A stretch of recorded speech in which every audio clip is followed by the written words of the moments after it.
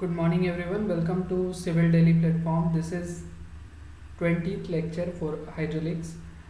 In the series of hydraulics, we have already covered 19 lectures, and in last 19 lectures we have discussed about pipe flow, and now we are going with open channel flow. और एक से दो class में हमारा जो open channel flow का syllabus है वो हम लोग कवर कर लेंगे। कुछ टॉपिक है जो बाकी है वो हम लोगों को कवर करना है। आज के क्लास में हम लोग डिस्कस करेंगे hydraulic jump and standing wave के बारे में। हाइड्रोलिक जंप को हम लोग स्टैंडिंग वेव भी बोलते हैं और इसी के बारे में हम लोगों को डिस्कशन करना है। कुछ डेरिवेशंस है जो हम लोगों को देखना है और उसके बाद उस पर हम लोग क्वेश्चन भी करेंगे। इसका मतलब ये है कि आज के क्लास में हम लोग पूरा ओपन चैनल फ्लो में जो हाइड्रोलिक जंप जो टॉपिक है, इस हाइड्रोलिक जंप टॉपिक को हम लोग आज कवर करने वाले हैं। तो आप देख सकते हो कि हम लोग expression for depth of hydraulic jump, इसके ऊपर सबसे पहले डेरिवेशन करने वाले हैं। इसके बाद लॉसेस ऑफ एनर्जी जो हाइड्रोलिक जंप में होती है, उसके बाद उस पर हम लोग डेरिवेशन करने वाले हैं।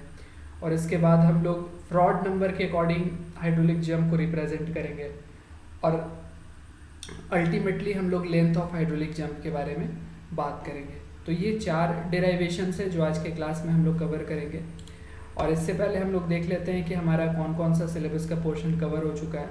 आप देख सकते हो कि सिर्फ ग्रेजुअली वैरिड फ्लो ये जो टॉपिक है ये हम लोगों को पढ़ना है और नेक्स्ट लेक्चर में हम लोग इसके बारे में डिस्कशन करेंगे।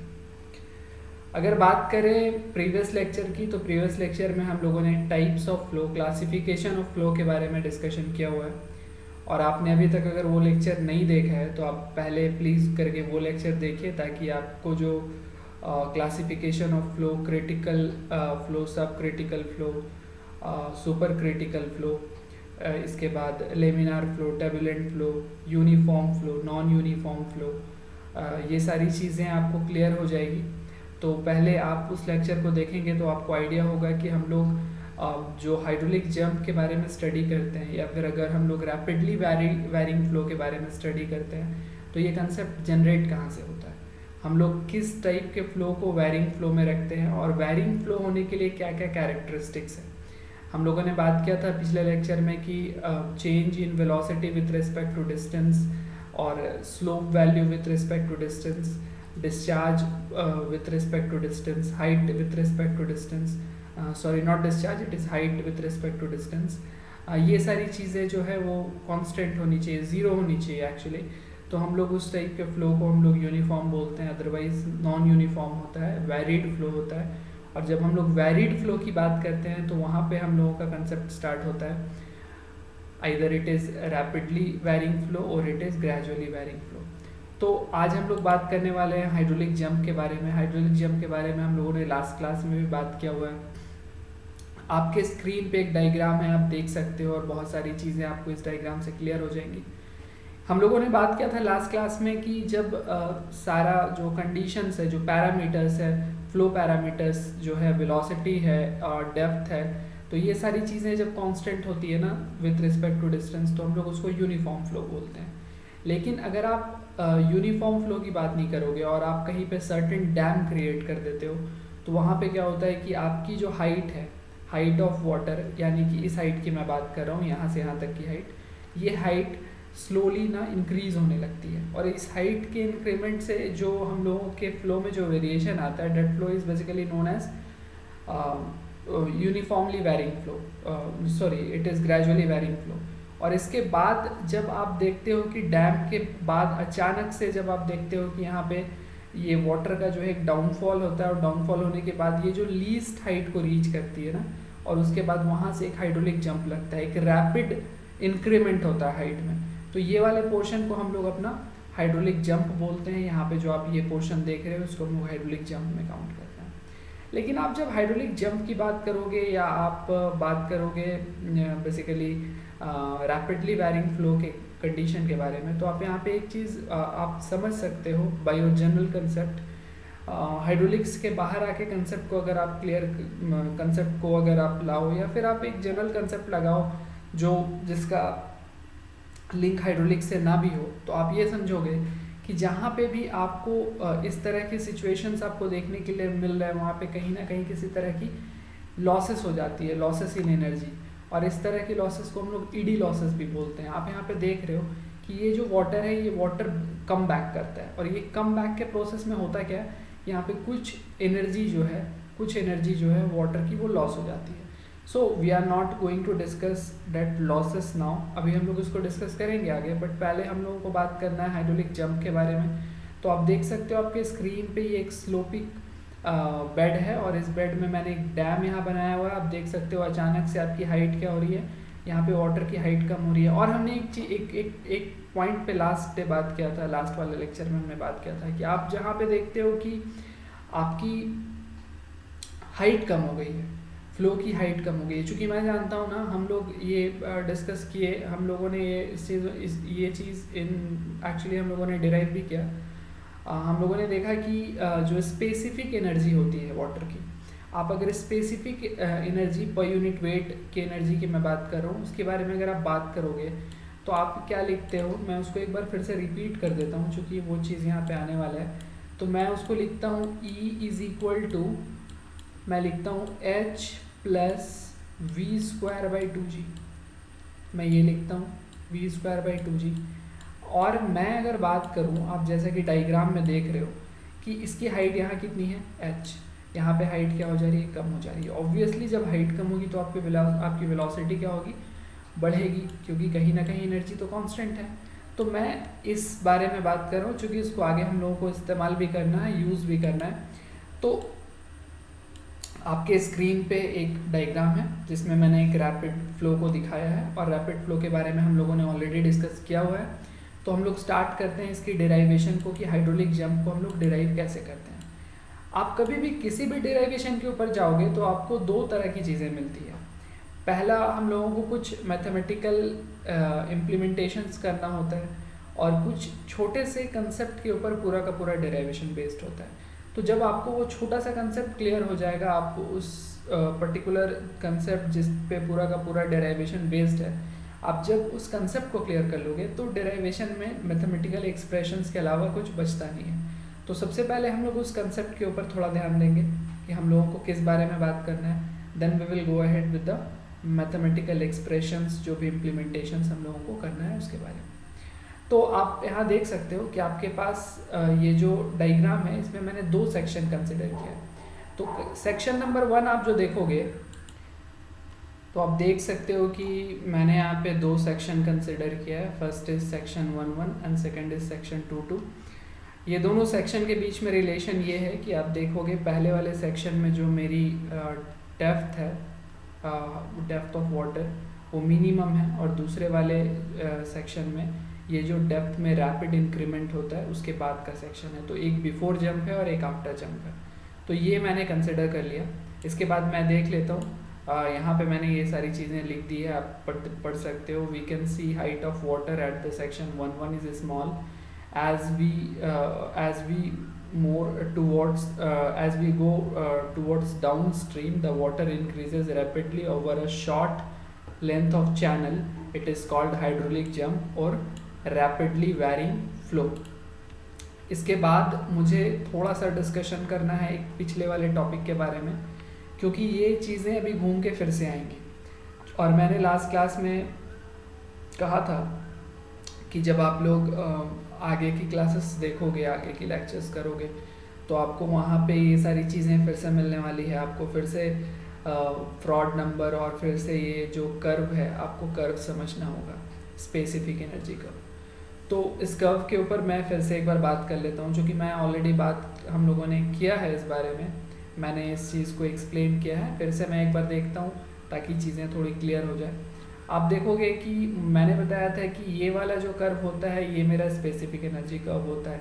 ये रेड लाइन आपको जो दिख रहा है this is for potential energy, और ये जो आपको ब्लू लाइन दिख रहा है this is for kinetic energy. And when combinedly we draw a single graph, a single line showing both energy, both kinds of energy, it is shown, it has been shown here by green colour, आप देख सकते हो। तो मैं last class में भी बात किया था कि अगर मैं बोलता हूँ स्पेसिफिक क्रिटिकल हाइट के बारे में, अगर मैं बात करता हूँ और स्पेसिफिक एनर्जी के साथ उसको रिलेट करता हूँ, तो मैं बोलता हूँ कि the point eight which the point at which the value of specific energy will be minimum will be our critical height. तो मैं देख सकता हूँ इस ग्राफ में कि आप यहाँ पे E मिनिमम यहाँ मार्क कर सकते हो और E मिनिमम के लिए हाइट की वैल्यू कितनी है HC, तो ये मैंने मार्क कर दिया। लेकिन आप इस E मिनिमम के को अगर आप हटा दोगे, इसके अलावा आप बाकी जितने भी पॉइंट्स कंसिडर करोगे ना, आपको हर एक पॉइंट पे ना दो अलग अलग वैल्यू मिलेगा। एक तो वैल्यू यहाँ, एक वैल्यू यहाँ, एक वैल्यू यहाँ, एक वैल्यू यहाँ, मतलब नंबर ऑफ वैल्यूज आपको यहाँ पे कंटिन्यू मिलने वाला है। मतलब आप ये बोलोगे कि एनर्जी के सिंगल वैल्यू पे दो अलग अलग हाइट मिलने वाला है, या फिर आप ये बोल सकते हो कि दो अलग अलग हाइट पे सेम एनर्जी मिलने वाली है। तो हम लोग इसको जब क्लासीफाई करते हैं, इसको हम लोग समझते हैं, तो आप यहाँ पे देखोगे, अब मैं आपसे फिर से मैंने लास्ट क्लास में इतना डिटेल्स में डिस्कस नहीं किया था इसको, मैं इसलिए यहाँ पे अभी कर रहा हूँ। मैं बोलता हूँ स्पेसिफिक एनर्जी को अगर मैं वो दिखाता हूँ, E इज इक्वल टू मैं लिखता हूँ H plus V square by 2g, मैं लिखता हूँ H plus V square by 2g। अब एक बात मैं एक सवाल आपके पास मैं अगर यहाँ पे पूछूँ तो आपको मैं बताऊँ कि अगर यहाँ पे H की वैल्यू मिनिमम है, मेरे कहने का मतलब ये है कि हाइट मिनिमम है, तो उस कंडीशन में वेलोसिटी क्या होगी, ज़्यादा होगी, क्योंकि एनर्जी तो कांस्टेंट है ना। तो आप देखोगे यहाँ पे हाइट की वैल्यू क्या है, कम है, तो यहाँ पे वेलोसिटी क्या होगी, ज़्यादा होगी। और जब वेलोसिटी ज़्यादा होती है उस टाइप के फ्लो को हम लोग क्या बोलते हैं, शूटेड फ्लो बोलते हैं। बहुत ज़्यादा वेलोसिटी होती है और इस तरह के फ्लो को हम लोग सुपर क्रिटिकल भी बोलते हैं। तो इस सुपर क्रिटिकल के लिए fraud number is greater than 1 मैंने दिखा दिया। अब मैं बोल रहा हूँ उसी एनर्जी के लिए हाइट की वैल्यू ज़्यादा है, चलिए मैं बोल रहा हूँ उसी एनर्जी वैल्यू के लिए हाइट की वैल्यू ज़्यादा है, तो यहाँ पे वेलोसिटी क्या होगा, उस कंडीशन में वेलोसिटी कम होगा और इसी को हम लोग ट्रायंक्विल फ्लो बोलते हैं। And this is for this particular tranquil flow, यहाँ पे Froude number is less than 1। तो मैंने पिछले क्लास में आपको ये बताया था कि आप फ्रॉड नंबर के अकॉर्डिंग कैसे क्लासीफाई कर सकते हो, और मैं यहाँ पे ग्राफ में दिखा दिया आपको कि ग्राफ से आप कैसे इस पर्टिकुलर क्रिटिकल, सुपर क्रिटिकल और सब क्रिटिकल फ्लो का जो क्लासिफिकेशन है आप उसको समझ सकते हो। तो अब मैं बात करूं कि आप यहाँ देख सकते हो पिछले वाले डायग्राम की अगर मैं बात करूं तो पिछले वाले डायग्राम में आपने वहाँ पे देखा था सेक्शन 1.1 पे शूटिंग फ्लो था। शूटिंग फ्लो का मतलब ये है कि आप यहाँ पे देखोगे, पिछले वाले स्लाइड में मैं चलता हूँ तो यहाँ पे चलिए, हाँ तो मैं पिछले वाले स्लाइड में चलता हूँ। आप यहाँ पे देखोगे कि वेलोसिटी क्या थी, यहाँ पे मैक्सिमम थी चूँकि हाइट मिनिमम है। तो आपने यहाँ पे देखा कि यहाँ पे फ्लो कौन सी है, यहाँ पे आपको जो, चलिए मैं चलता हूँ अगले वाले स्लाइड में। तो आप यहाँ पे देखे, आपने वहाँ पे नोट डाउन किया था कि उस टाइप के फ्लो को हम लोग शूटिंग फ्लो बोलते हैं। शूटिंग फ्लो थी सेक्शन 1.1 में। तो इस शूटिंग फ्लो के चलते क्या होता है, एक सडन इनलार्जमेंट होता है हाइट में और फ्लो किस में कन्वर्ट हो जाता है, ट्विंकल फ्लो में। तो इसी को हम लोग हाइड्रोलिक जंप या स्टैंडिंग वेव बोलते हैं। तो हम लोगों ने देखा पहले वेलोसिटी कम है, वेलोसिटी ज़्यादा है, और वेलोसिटी ज़्यादा होने के बाद हाइट वहाँ पे कम है तो ऑब्वियसली वेलोसिटी ज़्यादा होगी। फिर वहाँ पे क्या होता है, ये कन्वर्जन होता है। चूँकि देखिए, आप अगर बात करें कि आप बोलेंगे कि ये कन्वर्जन क्यों होता है, तो मैं बताऊं कि आपकी जो सुपर क्रिटिकल फ्लो होती है वो कौन सी फ्लो होती है, वो अनस्टेबल फ्लो होती है। मतलब मैं अगर पिछले वाले स्लाइड में आपको समझाऊं तो आपको तो यहाँ एक चीज़ बहुत अच्छे से क्लियर हो जाएगा कि यहाँ पे हाइट की वैल्यू कम है, इसका मतलब यहाँ पे वेलोसिटी ज़्यादा है। ये शूटिंग फ्लो है और शूटिंग फ्लो के कंडीशन में क्या है, ये आप बोल सकते हो कि सुपर क्रिटिकल फ्लो है। सुपर क्रिटिकल फ्लो में क्या होता है, फ्लो अनस्टेबल होता है। जब वेलोसिटी ज़्यादा हो और हाइट कम हो तो वाटर एक डेप्थ को मेंटेन करने की कोशिश करता है, और जब वाटर उस डेप्थ को मेंटेन करने की कोशिश करता है, वाटर का एक डेप्थ मेंटेन होता है, तो वहाँ पे क्या होता है, ये सडन इंक्रीमेंट होता है डेप्थ में, और ये सडन इंक्रीमेंट के चलते आपको हाइड्रोलिक जंप देखने के लिए मिलता है। तो आप ये समझ लो कि जब मैं बात कर रहा हूँ कि आपकी जो फ्लो है वो अगर आप यहाँ पे देखोगे सुपर क्रिटिकल है तो वो अपने आप को ट्रायंक्विल फ्लो में यानी सब क्रिटिकल फ्लो में कन्वर्ट करेगी, and that is why we just get a hydraulic jump, है ना। तो यहाँ तक मैंने देख लिया। मैं थोड़ा डेफिनेशन अगर इसका रीड करूँ तो आप देख सकते हो, the rise of water level which takes place due to the transformation of unstable shooting flow, मैं बोल रहा था अभी shooting flow that is super critical flow, to a stable streaming flow it is known as sub critical flow. तो इस तरह के condition में जब आप बोलते हो कि सुपर क्रिटिकल फ्लो का जो कन्वर्जन है वो हो रहा है आपको सब क्रिटिकल फ्लो में, तो वहाँ पे आपको जो हाइड्रोलिक जंप है वो वहाँ पे उस कंडीशन में आपको देखने के लिए मिलता है। और यहाँ पे आगे आप देख सकते हो when hydraulic jump takes place a loss of energy due to eddy formation and turbulence occur. यहाँ पे क्या होता है कि एडी फॉर्मेशन और टर्बुलेंस के चलते आपको एक लॉस ऑफ एनर्जी देखने के लिए मिलता है। अब हम लोग बात करने वाले हैं एक्सप्रेशन फॉर हाइड्रोलिक जंप।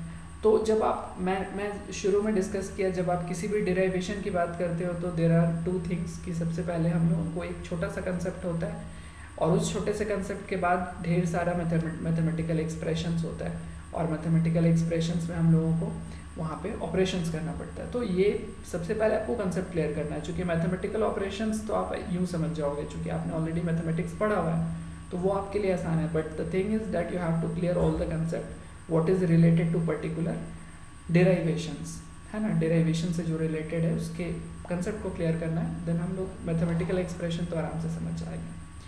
तो आप अगर हाइड्रोलिक जंप को अगर आप कैलकुलेट करना चाहते हो, उसके लिए डेराइवेशन करना चाहते हो, फॉर्मूला निकालना चाहते हो, then one thing is very important that you should have some assumption. क्योंकि आपको यहाँ पे जब आप कुछ अजम्पशंस नहीं रखोगे तो आपको कुछ जो पोर्शंस है उसको आप नेग्लेक्ट भी कर सकते हैं। जैसे कि अगर मैं बात करूँ रियल फ्लूइड के बारे में, तो आप अच्छे से जानते हो कि रियल फ्लूइड के कंडीशंस में आपको फ्रिक्शन देखने के लिए मिलेगा, बहुत सारे फैक्टर्स, विस्कोसिटी, अलग अलग फैक्टर्स जो है वो आएंगे। लेकिन मैं यहाँ पे वो सारे कंडीशंस को अभी यहाँ पे मैं नहीं देख रहा हूँ, मैं यहाँ पे जस्ट कुछ कंडीशंस जो है उसको अजम्पशन के थ्रू बाहर कर दे रहा हूँ डेरिवेशन से। तो आप देखोगे अजम्पशन क्या क्या है, losses due to friction on the bed surface is small and, इसलिए इसको क्या कर दिया मैंने, नेग्लेक्ट कर दिया। अब small bed slope is available and weight component of the fluid in the direction of slope is small and hence neglected। अब ये क्या बात हुई, तो इस बात को समझने के लिए मुझे एक बार आपको डायग्राम दिखाना होगा, क्योंकि जब तक आप डायग्राम नहीं देखोगे तो ये चीज़ें क्लियर नहीं होंगी। तो चलिए मैं पिछले वाले मैंने जो हाइड्रोलिक जंप का एक डायग्राम बनाया हुआ है मैं उसके ऊपर चलता हूँ।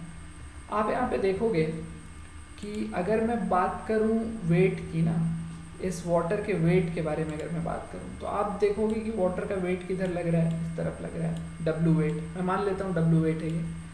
तो डब्ल्यू वेट अगर इधर लग रहा है तो आप यहाँ पे जानोगे कि यहाँ पे एक एंगल क्रिएट हो रहा है, this angle is I, and when this angle is I then we can say that there will be two component as this angle will also be equal to I, and this component will be W cos theta and the next component will be W sin theta. So when we are going to derive a formula for hydraulic jump, in that case this angle I is generally neglected। और जब I को आप neglect कर दोगे तो आप क्या बोलोगे कि यहाँ पे water flow कर रहा है and weight W is working in this direction। यहाँ पे sin cos का कोई जो झमेला है उसको हम लोग यहाँ पे हटा देते हैं। So this is about second assumption। Now we will go ahead with the third assumption, which is flow is uniform and pressure distribution is due to hydrostatic force after the jump।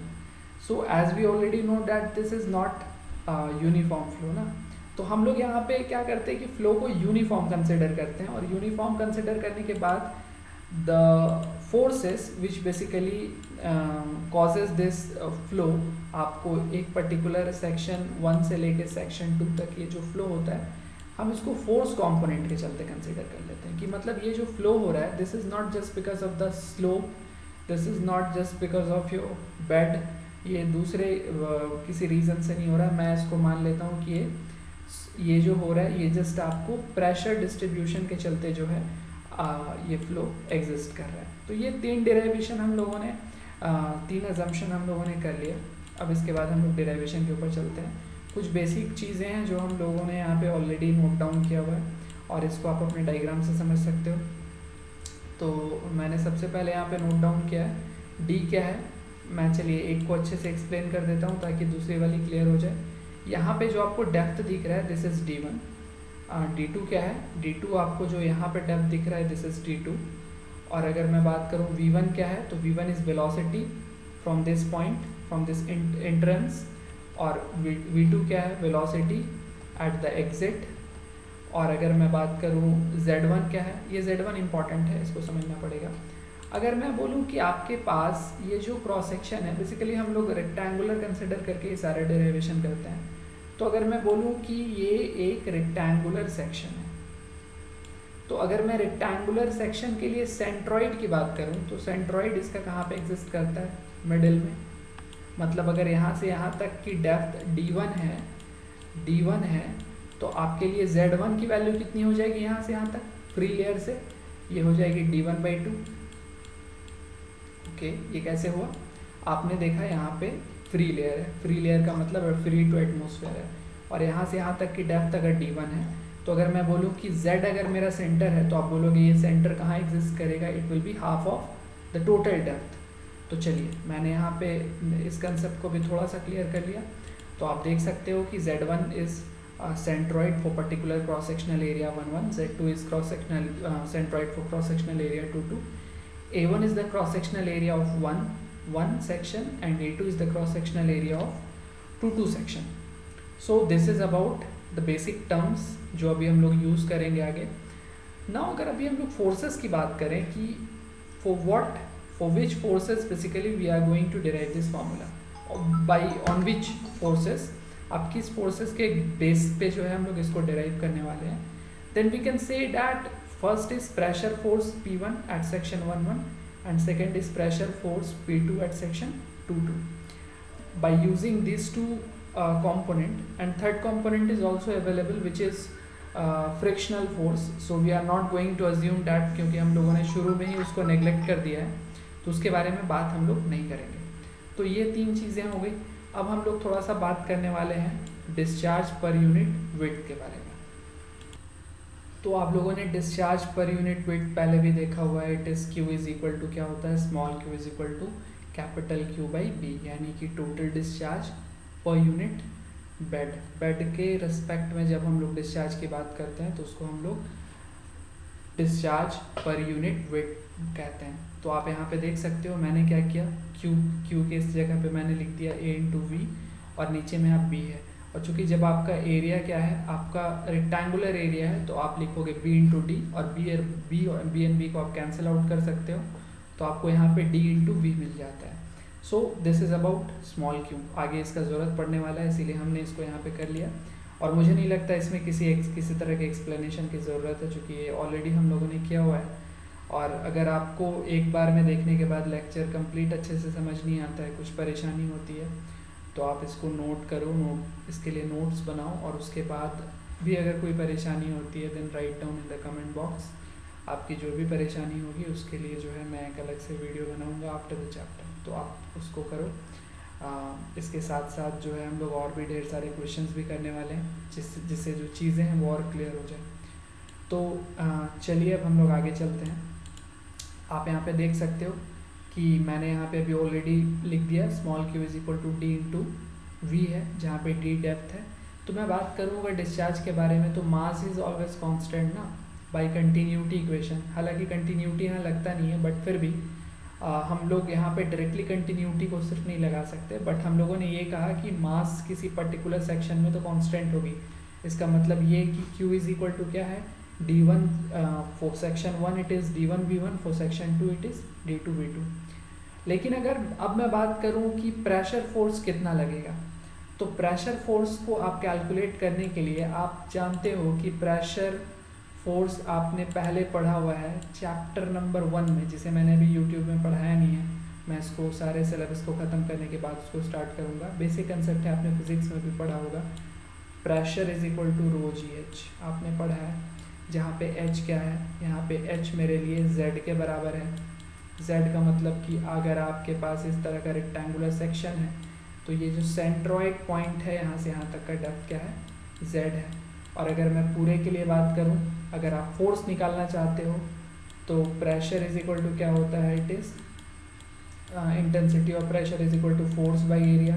तो मैं जब force की बात करूँगा तो आप area से multiply कर दोगे, तो यहाँ से आपके पास आ जाता है it is ρg A1 Z1 particular section 1 के लिए।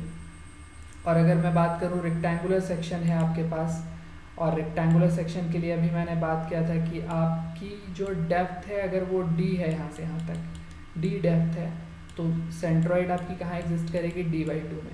इसीलिए z के जगह पे मैंने क्या लिख लिया, d1/2, a के जगह में ये पॉइंट नोटेबल है चूँकि मैंने ना विड्थ को ना यूनिट मान लिया है, यहाँ से यहाँ तक की जो विड्थ है इसको यूनिट मैंने मान लिया है डेरिवेशन में कि ये 1 के बराबर है।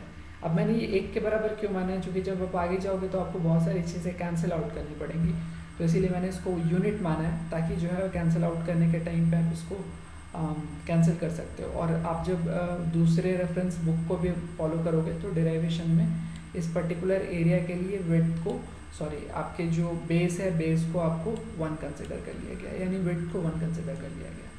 तो यहाँ पे आपको इस फॉर्मूला को मैं यहाँ पे लिख सकता हूँ, रो के जगह मैंने लिखा रो, जी के जगह मैंने जी, ए के जगह d1/1 और z के जगह d1/2।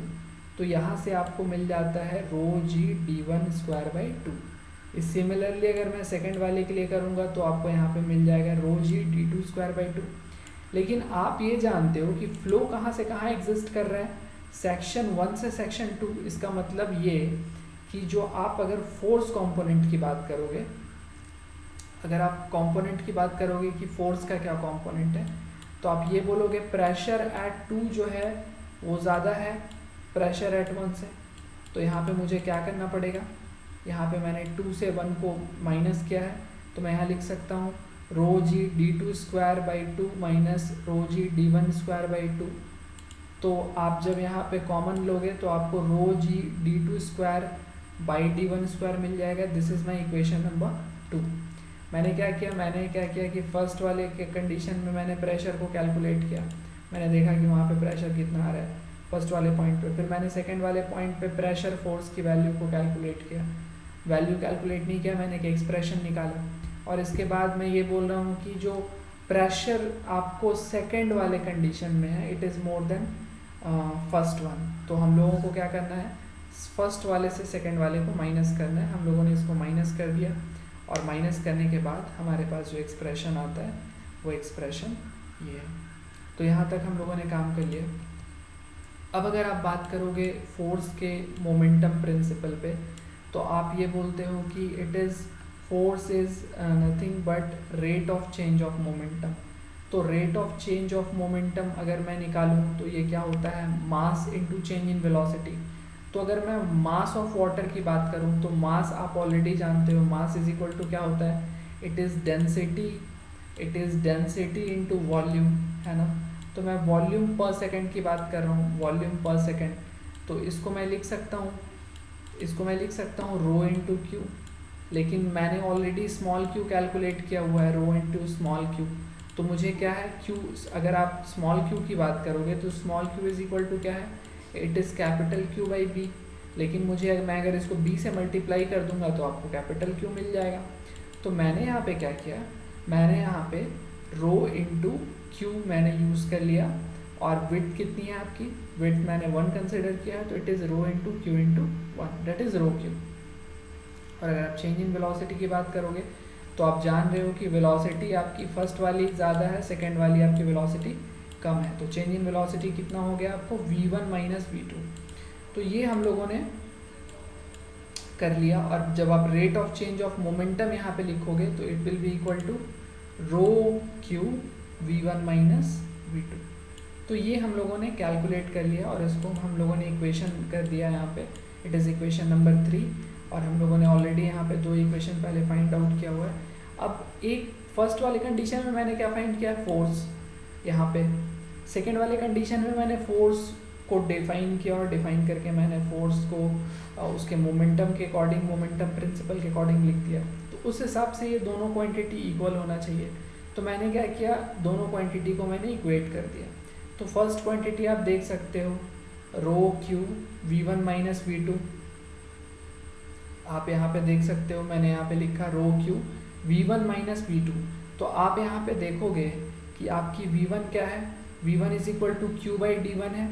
तो मैं यहाँ पे लिख सकता हूँ क्यू बाई d1, और v2 की जगह मैं यहाँ पे लिख सकता हूँ क्यू बाई d2। तो मैंने यहाँ पे लिखा क्यू बाई डी टू, और फर्स्ट इस वाले इक्वेशन से मैंने यहाँ पे कैलकुलेट किया था rho g by two D two square minus D one square. तो ये सिंपल कैलकुलेशन है, मैंने दोनों को इक्वेट कर दिया। आप देखोगे यहाँ पे आपको रो एंड रो आपको कैंसिल आउट हो जाएगा, मैंने रो एंड रो को कैंसिल आउट कर दिया। इसके बाद आप लिख सकते हो यहाँ पे जी इंटू, यहाँ पे क्या है ये ना, ये d two square minus D one square है, यानी x square minus y square, और इसके लिए फॉर्मूला क्या होता है एक्स प्लस वाई और एक्स माइनस वाई, है ना। तो मैंने एक बार क्या किया d two plus d one कर दिया और दूसरे बार मैंने d two minus D one कर दिया, और यहाँ पे एक क्यू, यहाँ पे जो अंदर में ये क्यू था ये क्यू मैंने कॉमन करके बाहर ले आया, तो बाहर में आपको क्यू स्क्वायर मिलने वाला है। तो मैं यहाँ पे लिख सकता हूँ g into D one plus D two by two is equal to q square, और जब आप इसको सॉल्व करोगे तो ये D one D two minus D one by D one into D two हो जाएगा। सिंपल मैथमेटिक्स है, सिंपल आपको जस्ट जोड़ना घटाना है। तो ये वाला टर्म और ये वाला टर्म आप यहाँ पे कैंसिल आउट कर सकते हो। आप यहाँ पे लिख सकते हो g d one plus D two by two is equal to q square by D one D two. तो यहाँ पे आप लिख सकते हो d one plus D two is equal to two q square by g into D one D two.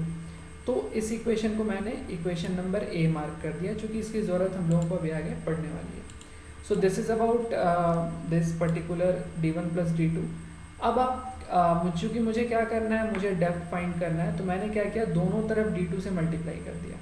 तो अगर मैं दोनों तरफ d2 से मल्टीप्लाई करूँगा तो आप यहाँ पे देख सकते हो कि मैंने यहाँ पे d2 लिखा है, और यहाँ पे मैंने क्या किया कि इधर भी मैंने d2 से मल्टीप्लाई कर दिया। तो जब आप इधर d2 करोगे तो आपको ये d2 और ये d2 कैंसिल हो जाएगा, तो 2q square by g d1 आपको मिल जाता है। अब जब आप इसको क्रॉस मल्टीप्लिकेशन करोगे तो यहाँ पे d1 d2 मल्टीप्लाई होके हो गया d2 का square plus d1 d2 equal to 2q square by g d1। अब अगर आप इसको टोटल LHS में ट्रांसफ़र कर दोगे तो आपको d1 square plus d1 d2 minus 2q square by g d1 ये आपको टर्म मिल जाता है। अगर मैं आपको बोलूँ कि मैं यहाँ d2 को मान रहा हूँ x, ओके, और d1 को मान रहा हूँ कांस्टेंट, तो आप यहाँ पे लिख सकते हो x square plus d1x plus 2q square by g d1, ये आप लिख सकते हो। यहाँ सॉरी, यहाँ साइन माइनस का है।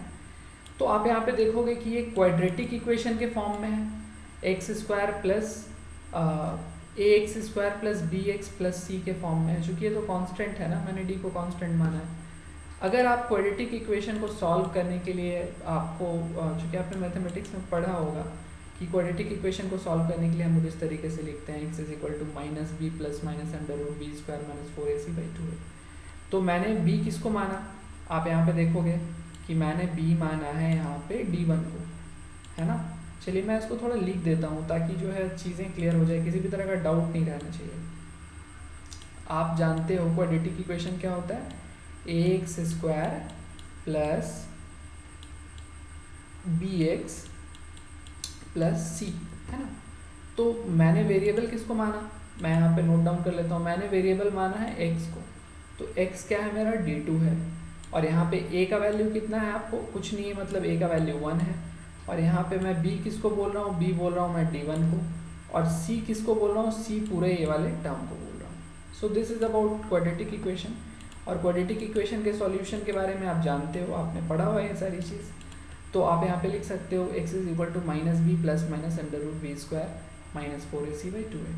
तो जब आप यहाँ से x की जगह d2 पुट करोगे, b की जगह d1 पुट करोगे, और c की जगह आप ये कांस्टेंट पुट करोगे, तो आपको ये इक्वेशन मिलता है minus d1 plus minus under root d1 square minus 4 into a की वैल्यू 1 थी into minus 2q square by 2 sorry g d1।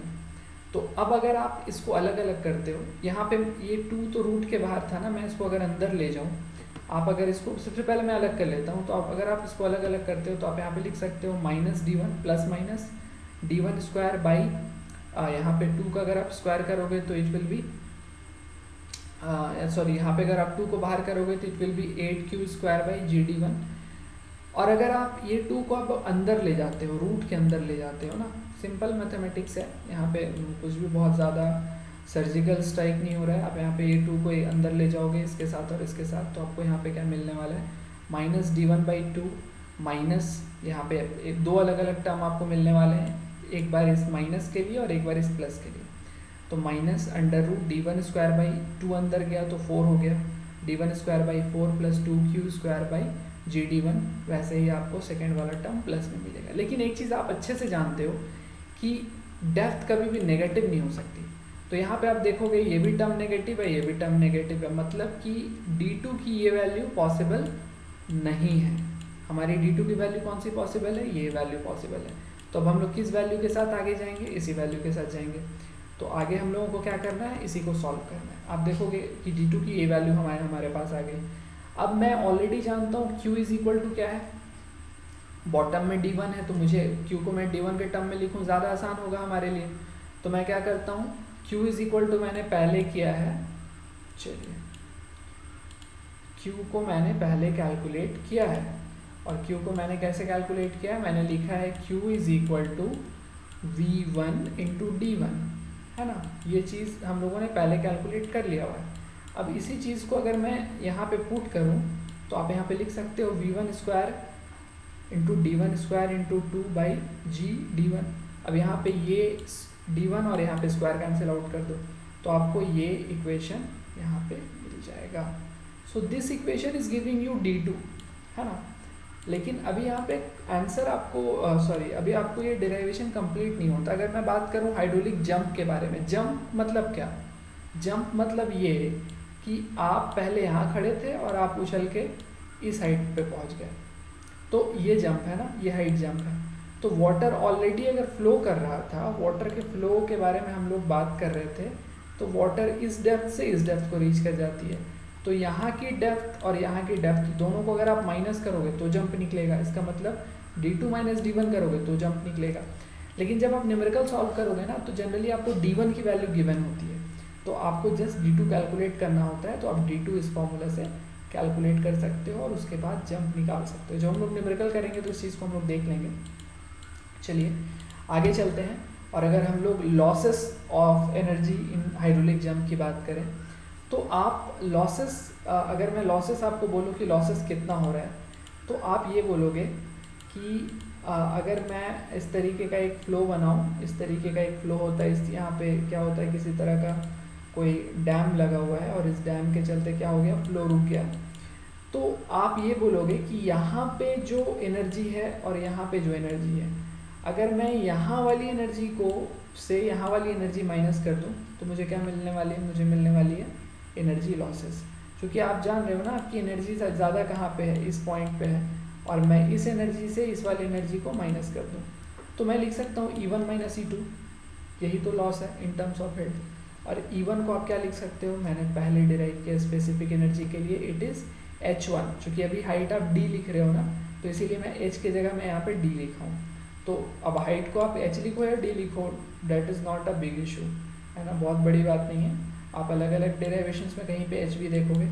तो मैं यहाँ लिख सकता हूँ d1 + v1² / 2g - d2 + v2² / 2g। यहाँ भी सिंपल मैथमेटिक्स है, कोई बड़ी बात नहीं है। मैंने इसको यहाँ लिखा, इसको मैंने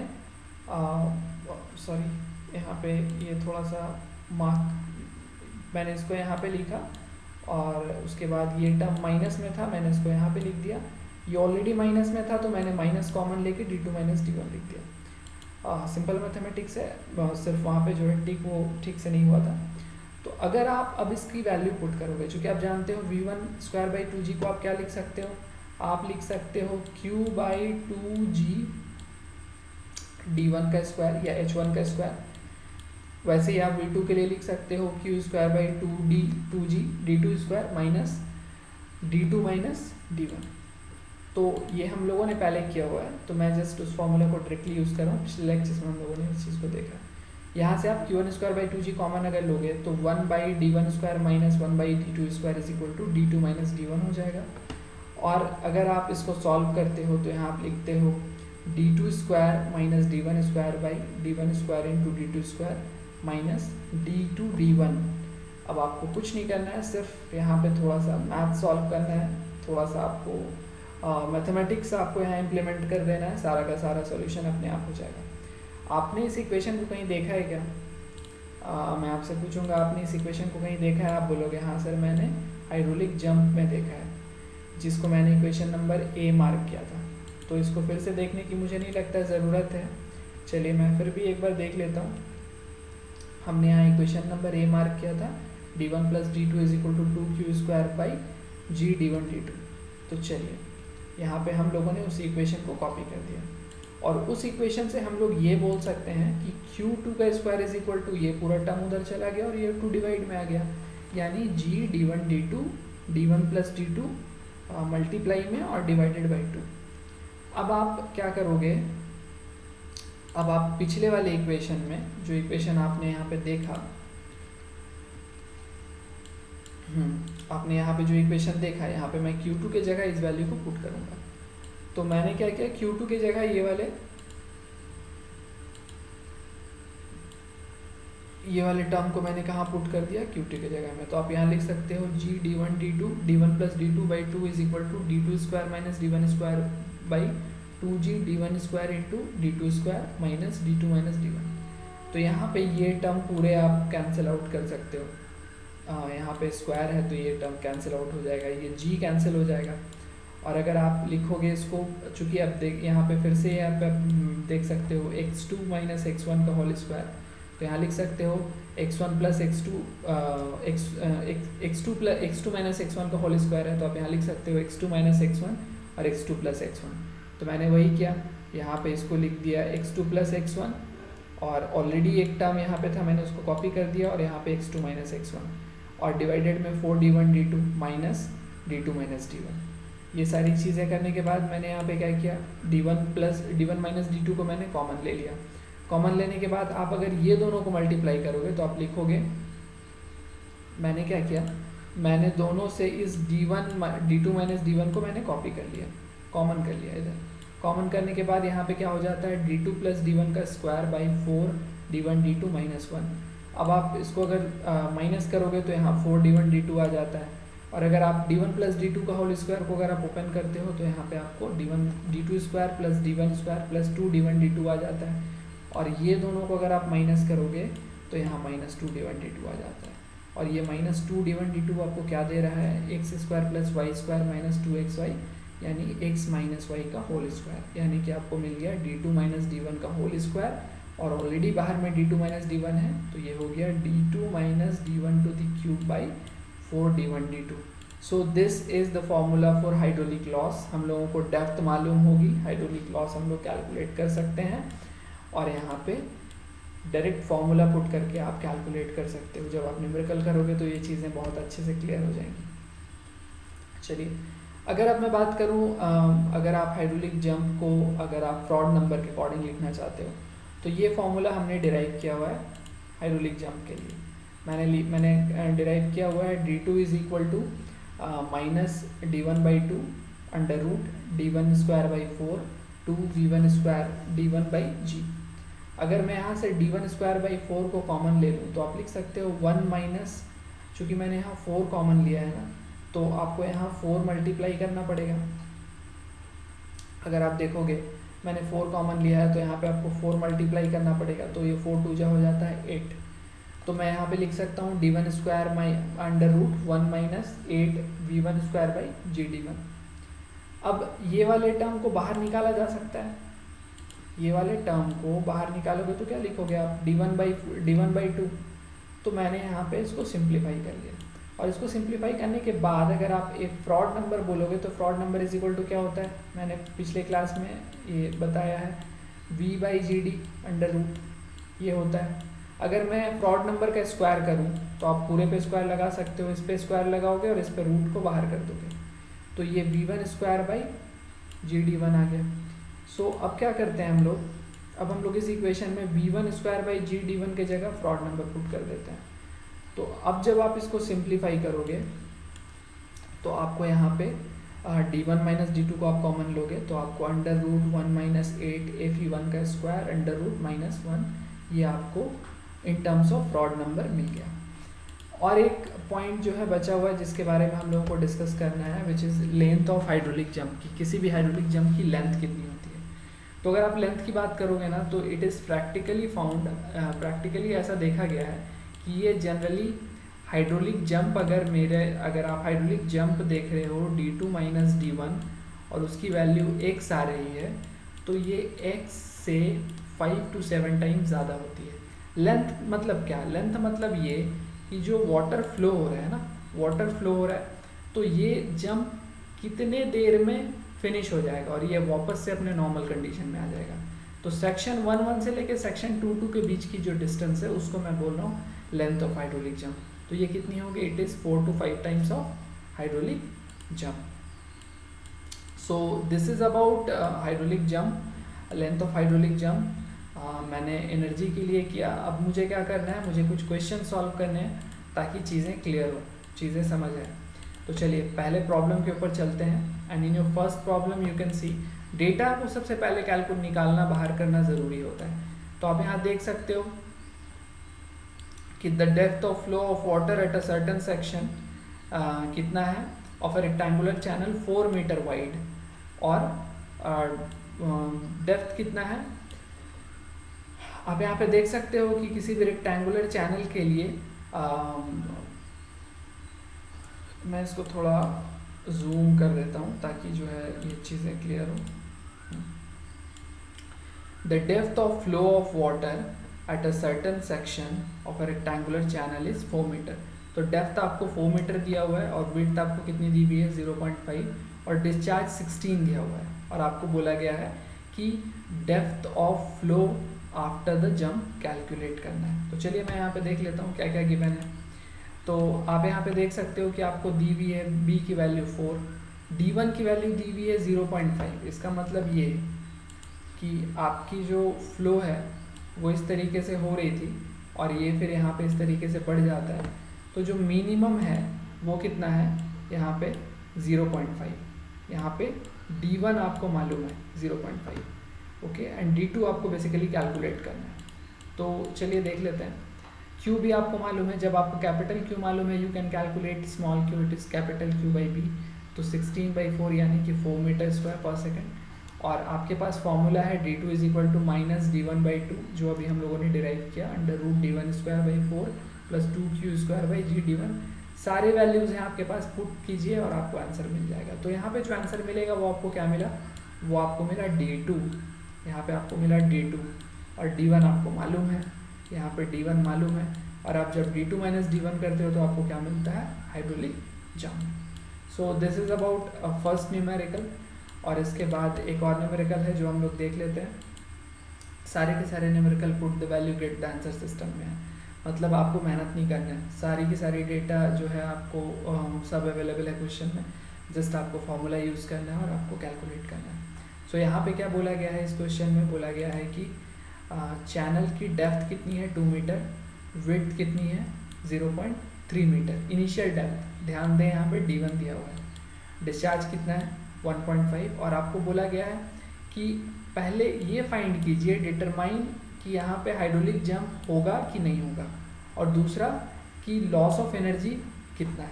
ये दो चीज़ आपको फाइंड करना है। तो चलिए सॉल्यूशन देखते हैं इसका। आप यहाँ पे देख सकते हो, आपको d1 मालूम है, आपको बेड मालूम है, कैपिटल Q मालूम है, small q is equal to q by b आप निकाल सकते हो, तो आपको स्मॉल q भी आ गया। और अगर आप हाइड्रोलिक जंप के कंडीशन में या फ्लो में अगर आप क्रिटिकल डेप्थ की बात करोगे, तो क्रिटिकल डेप्थ के लिए हमने फॉर्मूला पहले इससे पिछले वाले 2 लेक्चर में हम लोगों ने डिफाइन किया था, वहाँ पे डिराइव किया था, it is q square by g. तो आप q की वैल्यू पुट करो, g की वैल्यू आपको पता है, ऊपर में पावर में 1/3 है, सो इट इज़ 0.3859 आपको क्या मिल गया, क्रिटिकल हाइट मिल गया। और क्रिटिकल हाइट जब आप यहाँ पे देख रहे हो कि क्रिटिकल हाइट कितनी है, क्रिटिकल हाइट है 0.3859, और आपको d1 की वैल्यू कितनी गिवन है 0.3। इसका मतलब आप ये बोल सकते हो कि d1 जो है वो क्रिटिकल हाइट से कम है, और जब क्रिटिकल हाइट से कम होने से क्या होता है, सुपर क्रिटिकल फ्लो होता है, और जहाँ पे सुपर क्रिटिकल फ्लो होता है वहाँ पे हाइड्रोलिक जंप होता है। तो आप यहाँ से ये बोल सकते हो कि हाइड्रोलिक जंप होने वाला है। अब हाइड्रोलिक जंप होने वाला है तो D2 कैलकुलेट करने के लिए कोई परेशानी नहीं है, जस्ट आपको डेटा पुट करना है और आपको कैलकुलेशन करना है। अब जब डेटा पुट करके आप कैलकुलेशन करोगे और आप जब आगे जाओगे तो आपको यहाँ पे हाइड्रोलिक जंप आपने कैलकुलेट कर लिया। लॉस ऑफ एनर्जी की बात करोगे तो अभी हम लोगों ने HL का फॉर्मूला डिराइव किया है और यहाँ से आप निकाल सकते हो कि आपकी लॉसेस कितनी है। आपकी लॉसेस 0.01106 मीटर kg पर kg इतनी जो है लॉसेस जो है आपको वो मिलने वाली है। So it was all about open channel flow में जो हम लोग हाइड्रोलिक जंप डिस्कस कर रहे थे उसके बारे में। आफ्टर दिस लेक्चर अगर आपको कहीं पे कोई परेशानी होती है, डेरिवेशन का कोई पर्टिकुलर लाइन, कोई पर्टिकुलर कंपोनेंट, कुछ एंटिटीज़ अगर क्लियर नहीं होती है तो आप कमेंट बॉक्स में क्वेश्चन लिखिए। और अगर आपको इसके बाद भी किसी तरह के क्वेश्चंस, आप बेसिकली ये जो 2 न्यूमेरिकल मैंने सॉल्व कराया ये आपको बंसल के बुक की है, किसी तरह की कोई परेशानी होती है कि कोई न्यूमेरिकल सॉल्व करते हो कहीं फंस जाते हो, right down in the comment box. Video अगर अच्छा लगा लाइक द वीडियो, शेयर कीजिए, सब्सक्राइब कीजिए और क्या करना होता है बेल आइकन प्रेस करना होता है वो भी कर दीजिए ताकि जो है न्यू वीडियोस जो भी आए उसकी नोटिफिकेशन आप लोगों को मिलते रहे, पता चलते रहे कि क्या अपलोड हो रहा है। एंड आई थिंक 1 से 2 लेक्चर के बाद when we will finish this hydraulics तो हम लोग ऑब्जेक्टिव क्वेश्चन स्टार्ट करेंगे हाइड्रोलिक्स के ऊपर, which will be very beneficial for your exam purpose, for any competitive exam. हर तरह के क्वेश्चन हम लोग वहाँ पे देखेंगे। तो जो कंसेप्ट आपने यहाँ पे पढ़ा, भूल गए, तो वो सारी चीज़ें भी वहाँ पे आपकी रिवाइज हो जाएंगी। So it was all about today. Thank you so much for being here, इतने टाइम तक देखने के लिए। Thank you. कल मिलते हैं और हम लोग डिस्कस करेंगे ग्रेजुअली वैलिड फ्लो के बारे में। Thank you.